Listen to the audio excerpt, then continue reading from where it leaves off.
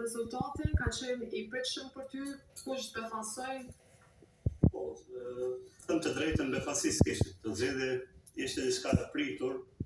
askush me një mendje të shëndosh nuk besoj që ka prit një befasi të madhe.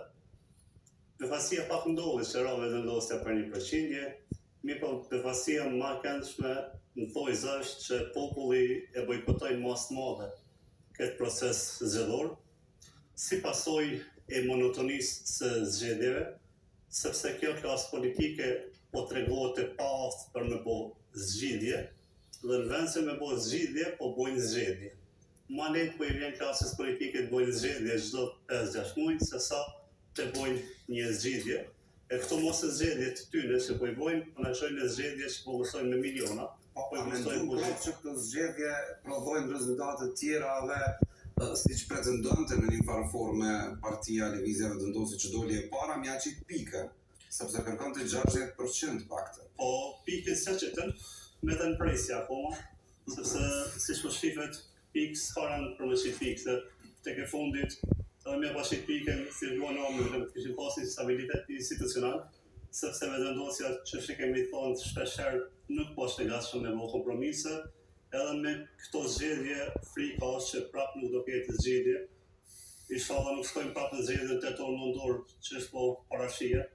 po shpresoj që politikanët tanë të kenë reflektuar si majta si djathtas, sepse fajtori nuk ka nevojë me lojë jetim gjithmonë po shtetin ose gjithmonë opozitën, fajtori janë krejt, sepse është kjo klasë politike, fatkeqësia jonë që na ka rënë jetu në kohën e këtyre njerëzve që prioriteti kanë interesin masa dhe interesin e kombit. Vetëm ka erdha prej peje tash këtu një rrugë që bën gati 2 orë prej peje në Prishtinë,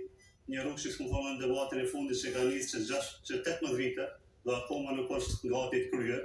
një infrastrukturë rrugore pothuajse e lënë në gjysmë që nga viti 2018-19 çdo gjë ka met në najër, do me thonë dikon me dhe nuk e di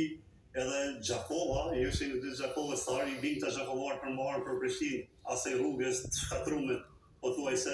edhe prap ta votojnë Albinin me 48%, është një votë interesante, edhe ma keshën si është mundshme që Gjakova, djalin e tyne, që paten kandidat për kryeministër që o leo rritë në Gjakov, që o shkullu jashtë dhe orë, me kontribuar për një vinë ja jopi 27%, unë kumpri që Gjakovarët kësaj radhe ka me qenë ma lokalista,